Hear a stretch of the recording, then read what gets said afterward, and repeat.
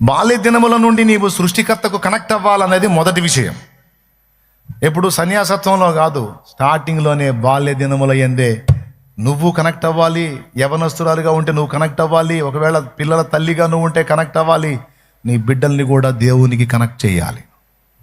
మొక్కై వంగనిది మానై వంగునా అని రైట్ టైంలో పిల్లల్ని దేవునికి కనెక్ట్ చేయకపోతే అక్కాయ్ పెద్ద అయిన తర్వాత వాళ్ళు తొక్క కూడా వినరక్కాయ్. అమ్మ దేవుడు అమ్మంటే మమ్మీ ఆపు నీ సోది అంటారు. అమ్మ మమ్మీ నువ్వు దేవుని వాక్యం పదే పదే చెబుతున్నావు అనుకో, పిల్లలు పెద్ద అయ్యాక నువ్వు మామూలు మమ్మీలా కనపడు, ఐగుప్తు మమ్మీలా కనపడతావు. స్తోత్రం. మమ్మీ మమ్మీ చిన్న పిల్లలు అప్పుడే సరిగ్గా నాటు మమ్మీ.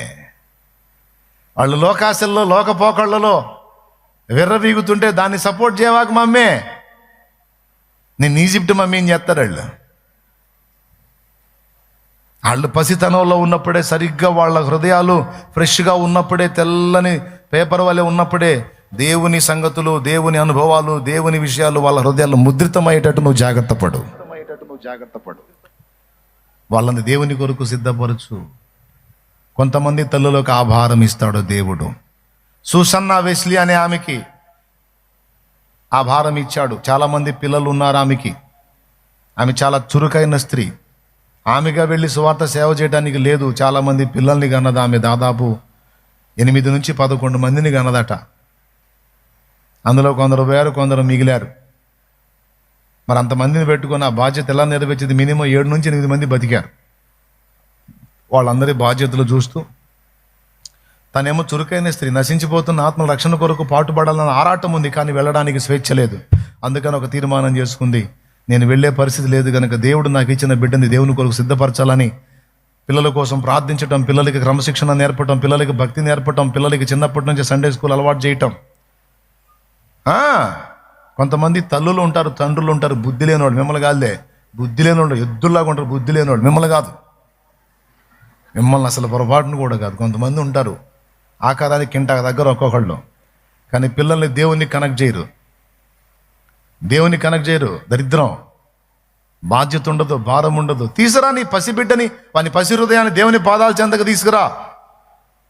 అక్కడ ఉన్మాదాన్ని నేర్పుతుంటే, సైకోయిజం నేర్పుతుంటే, సమాజాన్ని నాశనం చేయటం ఎలాగో, మనుషుని ప్రాణాలు తీయటం ఎలాగో నేర్పుతుంటే, నశించిపోయే ఆత్మలు ఎలా రక్షించాలో, ప్రాణాలను ఎలా కాపాడాలో, సమాజానికి దీవెనకరంగా ఎలా ఉండాలో నీ బిడ్డలకు దేవుని సన్నిధిలో నేర్పబడిద్ది. ఇంటికాడు ఉన్నప్పుడు నీ బిడ్డలతో ఫ్రెండ్షిప్ చేయి. వాళ్ళకి ఇష్ట వస్తువులు తినిపించు. వాళ్ళు కోరినట్లు కొన్ని రోజులు వాళ్ళకి కేటాయించు. వాళ్ళతో ఫ్రెండ్షిప్ ఏర్పరచుకో. వాళ్ళకు దేవుని సంబంధమైన భారం ఏర్పడినట్లుగా కొన్ని సన్నివేశాలు వాళ్ళతో మాట్లాడి వాళ్ళలో దేవుని కొరకైన ఆకలి పుట్టించో. వాళ్ళని ఆ విధంగా తర్బీదు చేయి. వాళ్ళని దేవుని సన్నిధికి అలవాటు చేయని మొత్తుకొని చెబుతుంటే కొంతమందికి పట్టదు. అందుకనే ఎద్దుల్లాగా ఉంటారు, బాధ్యత లేని మొద్దులు అన్నాను. మిమ్మల్ని కాదు, వాళ్ళని. ఒకవేళ మీలో ఎవరైనా ఉన్నారా అట్లయితే మిమ్మల్నే బుద్ధి తెచ్చుకొని తెల్లని కాగితం వల్లే ఉన్న పసి హృదయాలను దేవుని దగ్గరికి తెచ్చి దేవుని సంబంధమైన విషయాలతో వారు ముద్రితమగినట్లు జాగ్రత్త తీసుకో. ఇక్కడ సుసన్నా వెస్లీ ఏం చేసింది తెలుసా? ఆమె వెళ్ళి ప్రకటించడానికి ఛాన్స్ లేదు, కానీ ఆత్మని రక్షించాలి, సేవ చేయాలి. అందుకని తను చేయలేంది తన బిడ్డల ద్వారా జరగాలని రోజు బిడ్డలు పండుకున్నప్పుడు వాళ్ళ తలల మీద చేతులుంచి ప్రార్థన చేసిద్దంట. బిడ్డలు నిద్రపోయినాక బిడ్డ తల మీద చేతుల నుంచి, ఈ బిడ్డను నీకు అప్పగిస్తున్నా నీ కోసం వాడుకో, నీకు అప్పగిస్తున్నా నీ కోసం వాడుకో, నీకు అప్పగిస్తున్నా నీ కోసం వాడుకో అని బిడ్డలందరి మీద చేతుల నుంచి ప్రార్థన చేసిన తర్వాత ఆమె ప్రార్థన చేసుకొని పండుకుంటుందట. సుసన్నా వెస్లీ ఆ తల్లి ప్రార్థన ఫలంగా ఆ పిల్లలందరిలో అందరినీ లేపల, ఇద్దరిని లేపాడు. ఏమండి,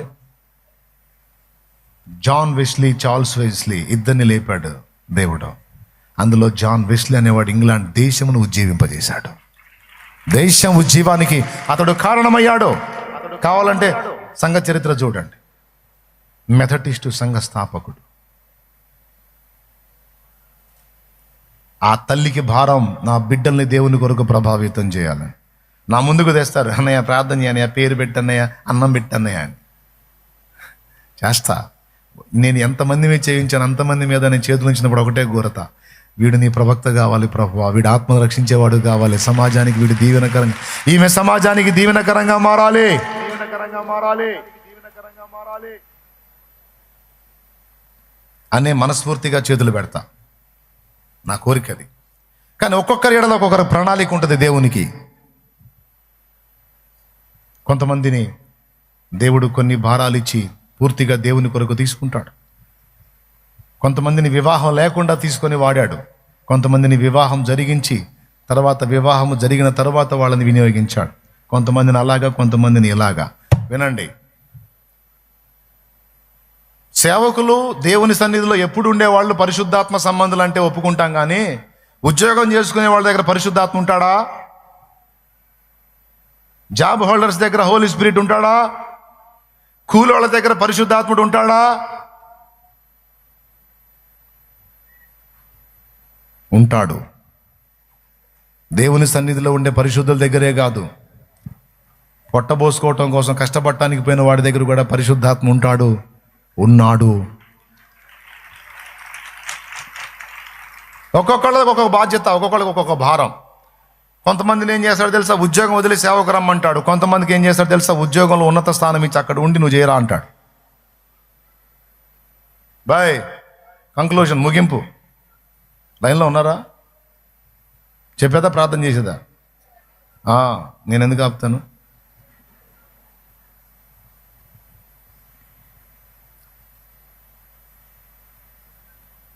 దానియేలును ఏమన్నారో తెలుసా? రాజ్యంలో ఆయన ఒక అధికారి, జాబ్ హోల్డర్ అయినా, కానీ బెల్షస్సరు భార్య దానియేలు గ్రంథం 5 ఇంటికి పోయి చదువు. ఇప్పుడు నాకు వెళ్ళి చూడు. ఆమెను తెలుసా? బెల్షస్సరు ఆ గోడ మీద రాత మేనే మేనే టేకేల్ పార్సిన్ అనే పదం రాయబడి ఉంది. అదేందో అర్థం కావట్లేదు, ఎవడు చదవలేకపోతున్నాడు అంటే, దీని గురించి నువ్వు ఆలోచించేది పిచ్చోడా, మీ తండ్రి టైం నుంచి ఉన్నవాడు ఒకడు ఉన్నాడు, ఆయన పేరు దానియేలు, పరిశుద్ధ దేవతల ఆత్మ కలిగిన వాడు, అంటే పరిశుద్ధాత్మ కలిగిన వాడు అని చెప్పిందాం. రాజ్యంలో ఒక అధికారిగా ఉన్న వాళ్ళలో పరిశుద్ధాత్మనా? అది కూడా అభిషేకం ఈ స్థాయిలోనా? ఏ స్థాయిలో అంటే మర్మములను బయలుపరచగలిగిన స్థాయి, అర్థం కాని భాషలకు అర్థం చెప్పే శక్తి, ఆ రేంజ్లోనా? మనం నమ్ముతామా? మన ఆలోచన ఏంటో తెలుసా? ఎప్పుడు దేవుని సన్నిధిలో సేవలో ఉండే వాళ్ళలో పరిశుద్ధాత్ముడు ఉంటాడని. బయటికి వెళ్ళి లోకంలో జాబ్ చేసే దేవుని సంబంధులు పరిశుద్ధులు పరిశుద్ధాత్మను కలిగి ఉంటారని చాలామందికి తెలియదు. కానీ వాళ్ళలో కూడా పరిశుద్ధాత్మ కార్యం ఉంది, పరిశుద్ధాత్మ శక్తి ఉంది. వాళ్ళు ఉపాధి కోసం కాదు, దేవుని ప్రణాళిక ప్రకారం వెళ్ళారు. ఎస్తేరు పరిశుద్ధాత్మను కలిగిందా లేదా? నెహెమ్యా పరిశుద్ధాత్మను కలిగిన వాడా లేదా? ఫరో ఏమన్నాడో తెలుసా? యోసేపుని చూసి, యోసేపుకున్న కళ, ఆ భావం ఫరో కన్న కళ భావం యోసేపు చెప్పినప్పుడు, ఇతని వంటి దేవుని ఆత్మ గల మనుషుని మరొకని కనుగొనగలమా అన్నాడు. ఇతని వంటి దేవుని ఆత్మ గల మనుషుని మరొకని మనం కనుగొనగలమా అన్నాడు ఫరో. కావాలంటే చదువు, ఇంటికి పోయి. కొంతమందిని జాబ్ ఇచ్చి అందులో వాడుకుంటాడు, తద్వారా దేవుని పనికి నువ్వు తోడ్పాటు అందించని. కొంతమందికి కొన్ని పనితనాలు ఇచ్చి ఆ పనితనాలని నా పనిలో వాడమని దేవుడు పిలుస్తాడు. కొంతమందికి వాక్శక్తినిచ్చి ఈ వాక్కును నా సేవలో వినియోగించో అని అవకాశం ఇస్తాడు. కొంతమందికి మల్టీ టాలెంట్స్, డిఫరెంట్ టాలెంట్స్ ఇచ్చి అవి నా సేవలో వాడు. కొంతమందికి వైద్య జ్ఞానం ఇచ్చి నా బిడ్డలకు సర్వీస్ చేయమని. కొంతమందికి చట్టమును నేర్పి చట్టంలో ముఖ్య స్థానంలో ఉండి నా బిడ్డలకు సర్వీస్ చేయని. ఒక్కొక్కళ్ళని ఒక్కొక్క ప్లేస్లో పెట్టి ఎస్తేరులాగా రాణిగా చేసి నిలబెట్టి జనం మొత్తాన్ని నాశనం చేయటానికి పడగెత్తిన సర్పంలాగా బొసగొడతా వచ్చిన హామాన్ని ఎత్తి మీద కొడితే ఉరికొయ్యలో వేలాడాడు. కరెక్ట్గా ఎక్కడుందో చూడు ఎస్తేరు. కాబట్టి సువార్త సేవకు కొంతమందిని, సంఘ సేవకు కాపర్లుగా కొంతమందిని, ప్రవక్తలుగా, అపోస్తలుగా, బోధకులుగా కొంతమందిని, పై విచారణ చేయవారుగా, ఉపకారులుగా కొంతమందిని, సేవకు సహకారులుగా కొంతమందిని, అట్లా దేవుడు ఒక్కొక్కరిని ఒక్కొక్క పని కొరకు నిలబెట్టాడు, సృష్టించాడు, నడిపిస్తున్నాడు, భారం ఇస్తున్నాడు. అమ్మయ్యా, అయిపోయిందయ్యా నేను చెప్పాలనుకున్నది. ఓకేనా? ఇప్పుడు ఎప్పుడైతే ఇక విను, నిజంగా లెగుస్తున్నాను నిజంగా. ఎందుకు ఇంత బతిలాడుకుంటానంటే ఎక్కడ పోగొట్టుకుంటారో అని. ఓకేనా, నా బాధ అర్థమైందిగా మీకు. ఇప్పుడు ముగింపు.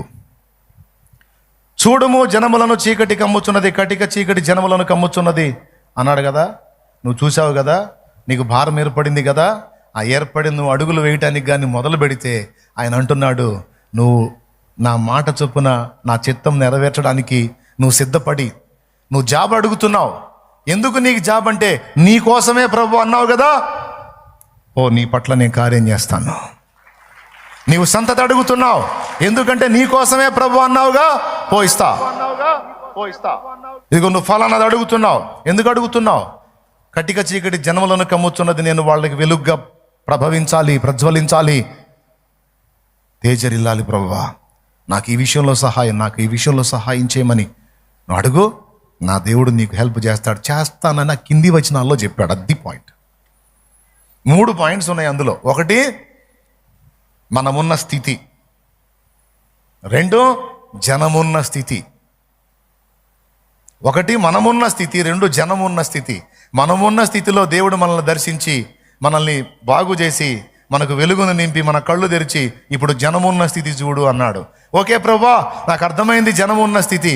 మరి ఆ జనమును నేను సేవ్ చేయాలనుకుంటున్నాను నీ కొరకు. మరి ఎట్లా నాయన అంటే, ఫిక్స్ అయ్యావా? అవును ప్రభా, ఫిక్స్ అయ్యాను. బాయ్, ఫిక్స్ అయ్యావా? ఫిక్స్ అయ్యాను. బాయ్, ఫిక్స్ అయ్యావా? ఫిక్స్ అయ్యాను ప్రభా. దా, ఏం కావాలి నీకు అంటాడు. అప్పుడు అంటున్నాడు కింద చూడు, చదువు సామ్యూయల్. జనములు నీ వెలుగునకు వచ్చెదరు, రాజులు నీ ఉదయకాంతికి వచ్చెదరు. అద్దుగద్దుగో, జనములు నీ వెలుగునకు వచ్చెదరు, రాజులు నీ ఉదయకాంతికి వచ్చెదరు. కన్నులెత్తి చుట్టూ చూడుము, వీరందరూ కూడుకొని నీ యొద్దకు వచ్చుచున్నారు. నీ కుమారులు దూరము నుండి వచ్చుచున్నారు, నీ కుమార్తెలు చంకనెత్తబడి వచ్చుచున్నారు. నీవు చూచి ప్రకాశింతువు, నీ గుండె కొట్టుకొనుచు ఉప్పొంగును. సముద్ర వ్యాపారము నీ వైపు త్రిప్పబడు. అద్దుగో, సముద్ర వ్యాపారము నీ వైపు త్రిప్పుతా. జనముల ఐశ్వర్యము నీ యొద్దకు వచ్చును. అద్దుగా అబ్బాయి, ఐశ్వర్యమేగా నువ్వు. ఎందుకు ఐశ్వర్యం నీకు? ఒకప్పుడేమో నేను అనుభవించడానికి, ఇప్పుడేమో నీ చిత్తము నెరవేర్చడానికి. అవునా? అవును ప్రభువా, నాకు ఇవ్వయ్యా. ఎందుకు నాయనా? నీ కొరకు వెలగాలి ప్రభువా. నిజమేనా? ఇచ్చినాక మళ్ళీ మాడిపోతావా? బల్బు మాడిపోయినట్టు. లేదు ప్రభువా, సత్యనా మాడను. ఎందుకంటే నేను అన్నిటిని చూశాను ప్రభువా, నాకు ఇవ్వయ్యా, నేను నీ కొరకు వెలగాలి అన్నావా? జనముల ఐశ్వర్యం అట్లయితే నీ దగ్గరకు వచ్చేటట్టు నేను చేస్తాను. చెప్పు, ఏం కావాలో చెప్పు, నీకు నేను ఇస్తా, నడు చేయిపో అన్నాడు. నేను అడిగినవన్నీ నాకు ఇచ్చాడు. ఇంకా కొన్ని అడుగుతున్నా, ఇస్తాడు. ఇన్ని ఇచ్చినోడు డాడీ అయ్యబడా అయ్యింది. ఎవరి కోసం అడుగుతున్నా? ఇదే డిమాండ్, మన తగాదు అదే. నా కోసం అడుగుతున్నాను, నా పెళ్లి కోసం అడుగుతున్నాను నేను. నీ పిల్లల కోసం ఇస్తే లేకపోతే లేదు. అరే ఎందుకురా అంత చిరాకు, ఇస్తాను అగరా అన్నాడు. ఇచ్చాడు, చాలా ఇచ్చాడు. ఇక ముందు ఇస్తాడు కూడా. ఎవరికి చేతులు చాపనేలా, బాబో ధర్మం, అయ్యా అననీలా. రోషం గల నా దేవుడు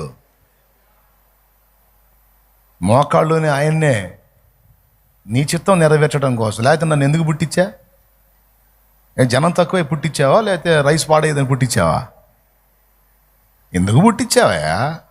చెప్పావుగా మరి పుట్టించాలి, పుట్టించిన దాన్ని బట్టి నెరవేర్చాల్సిన కార్యాలు చూపించావుగా, మరి నెరవేర్చడానికి నాకు శక్తి నీవు.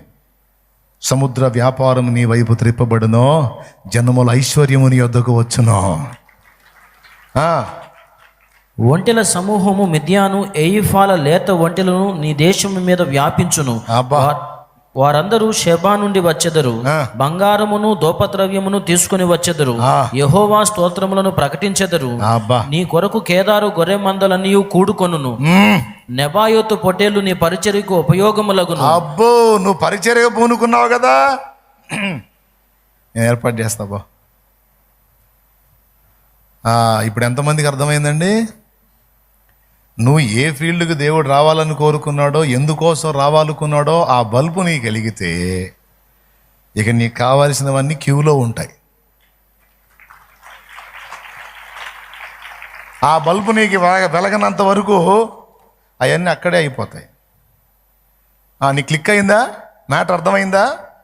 అర్థమైంది తండ్రి. అర్థమైంది తండ్రి. అర్థం. మరి ముందు నా దగ్గర దేనికి నాయన? నీకు కొంచెం అవగాహన కల్పించాలి. మళ్ళీ నేను తీరా ఇచ్చిన తర్వాత నీకు పైత్యం పెరిగి నువ్వు మళ్ళీ లోకంలో కలిస్తే ఆ పోయేవాళ్ళు ఎటు పోతారు, నిన్ను నాశనం చేసినట్టు అయింది. నేను అందుకని అమ్మ ముందు నీ కౌన్సిలింగ్ ఇచ్చి అయ్యా నీకు కొంచెం బాగా థెరపీ చేసి నాతో నీకు కొంచెం ఫ్రెండ్షిప్ లింక్ కరెక్ట్ చేసి అప్పుడు ఇస్తా,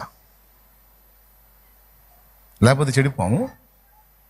మనం ఎంత అమాయకంగా అడుగుతాం, ఏసయ్యా నాకు ఈ తండ్రి, నీ సేవకయ్యా, నీ పరిచర్యకయ్యా అని అడిగారు కొంతమంది. నాకు ఉద్యోగం ఈ తండ్రి, నీతోనే ఉంటానయ్యా, నీ సేవలోనే ఉంటాను. వచ్చిన రోజున కనపడ్డాడు, ఈ కనపడలే వాడు ఇంతవరకు. నాకు వీడి జనానికి సేవ చేయటం వీడు కనపడట్లేదు ప్రభువా, ముందు వీడు పోయేటట్టున్నాడు వాడిని పట్టరా నాయన అంటే ఏదో తేడాబడి మళ్ళీ వచ్చాడు. అన్న కొంచెం సమస్య అయిందన్నా అని. దేవుడు దేవుళ్ళు అయిందిలే అద్దా, ప్రార్థన చేస్తాను. కొంతమంది అంతేనండి, లేనప్పుడు బీద పలుకులు పలుకుతారు, అంతా దేవుడు అన్నట్టు మాట్లాడతారు, తేడా దేవుడు ఇచ్చిన తర్వాత చెడిపోతారు. అందుకని నీకు ఇవ్వటానికి ముందు అంటున్నాడు, రా నా యొద్దకు. నీలో ఆ భారం ఎంతవరకు ఏర్పడిందో నేను చూస్తాను. అలా కొంతమందికి నిజంగా భారం ఏర్పడింది, వాళ్ళని దేవుడు ఉన్నత స్థితిలోకి తీసుకెళ్ళాడు. అలా వెళ్ళిన వాళ్ళే యోసేపు, నెహెమ్యా, ఎస్తేరు, దానియేలు. ప్రాక్టికల్ లైఫ్లో కొన్ని ఇబ్బందులు ఎదుర్కొన్నారు, ఆ ప్లేసుల్లోకి వెళ్ళిపోయారు. ఇక ఎన్ని ఆర్భాటాలు హంగులు వాళ్ళకు వచ్చినా లొంగలేదు. లొంగలా. ఐగుప్తులో ఉన్నాడు, ఐగుప్తు మనుషుల మధ్యలోనే ఉన్నాడు, కానీ ఐగుప్తుని తనలోనికి రానివ్వల యోసేపు. దానియేలు బబులోన్లో ఉన్నాడు, బబులోన్ అంటే లోకం, ఐగుప్తు అంటే లోకం, లోకంలో ఉన్నాడు, లోకస్తుల మధ్యలో ఉన్నాడు, కానీ దేవుని సంబంధిగా నిందల పాలై నిత్య నిబంధన నీతో చేసిన దానియేలుకు, నిందల పాలై నిత్య నిబంధన నీతో చేసిన దానియేలుకు సింహాసన ఇచ్చినావు, సింహాల నోళ్లను మూసినావు, సింహాసనమిచ్చినావు, సింహాల నోళ్లను మూసినావు. సర్వోన్నతుడా నీవే నాకు ఆశ్రయ దుర్గము, ఎవరు లేరు నాకు ఇలలో, ఎవరు లేరు నాకు ఇలలో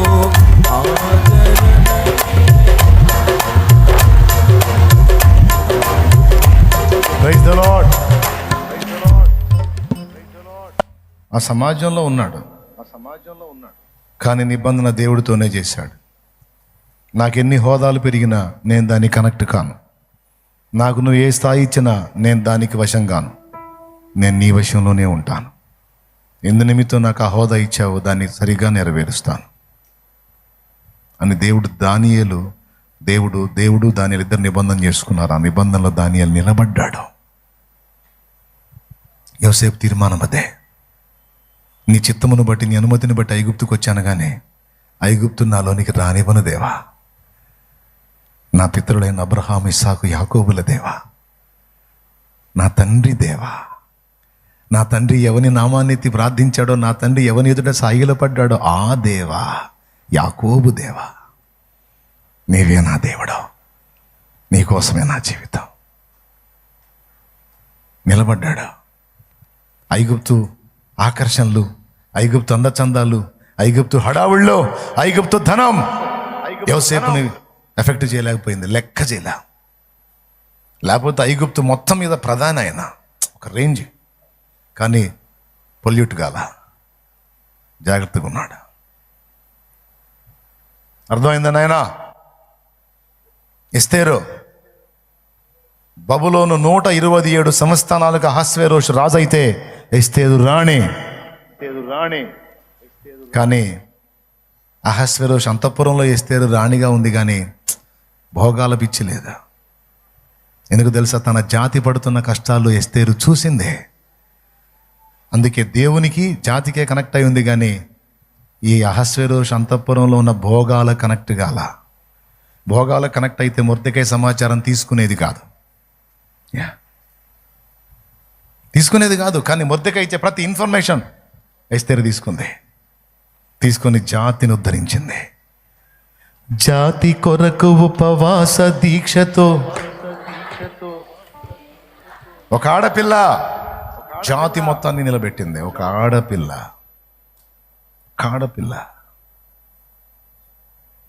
ఆనాడు ఆ ఎస్తేరు ఆ ప్లేస్తో లేకపోతే మొత్తం శాల్తీలు మొత్తం అన్ని గోత్రాలు లేచేవాళ్ళు. ఒక్కడుండేవాడు కాదు, మొత్తాన్ని హామాను చంపించేవాడు.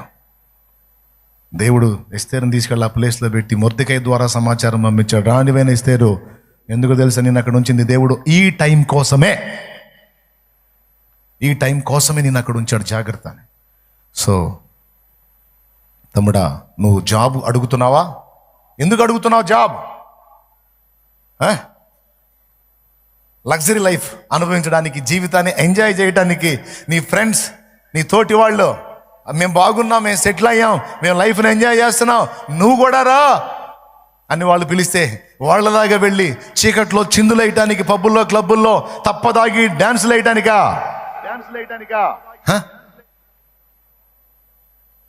వీకెండ్ పార్టీస్ వాటి కోసమా? లేదు. ఆ స్థితిలో ఉన్న వాళ్ళని బయటికి తేవటానికి దేవుడు నీకు ఆ కృపనిచ్చాడు. నువ్వు అడుగు, ఇస్తాడు. కానీ నీ లక్ష్యం ఏమై ఉండాలో తెలుసా? ప్రజల్ని బయటికి తెచ్చేటట్టు ఉండాలి. ఐగుప్తులోంచి ప్రజల్ని బయటికి తెచ్చేటట్టు ఉండాలి. కానీ నువ్వు ఐగుప్తులోకి వెళ్ళేదానికి కాదు. గుండెల్లా భారంతో నువ్వు దేవుని ముందు కూర్చో, జనముల ఐశ్వర్యం నీ యొద్దకు వచ్చేటట్టు చేస్తాడు ఆయన. నీ కాళ్ళ దగ్గరికి వచ్చింది అది. ప్రజల ధనం అపోస్తలుల పాదముల యొద్దకు వచ్చిందని రాసుంది. చేస్తాడు. ఉద్యోగం అని గింగరాలు తిరుగుతున్నావు, ఎంతసేపు నా దేవుడు అని తన ఊపిరి చేత సమస్త విశ్వాన్ని నిర్మించిన దేవుడు. ఒక మాట, ఒక శ్వాస చాలు, ఒక గాలి దోలినట్టే సముద్రం అంత సమృద్ధిని తెచ్చి ఇశ్రాయేలు పాళెం చుట్టూ పడేశాడు. ఒక గాలి అట్ట తోలిందంటే చాలు, వచ్చి నీ కాళ్ళ ముందు ఉంటుంది. అదేదైనా ఎంతమందికి అర్థమైంది బ్రదర్? కానీ ఎందు నిమిత్తం అది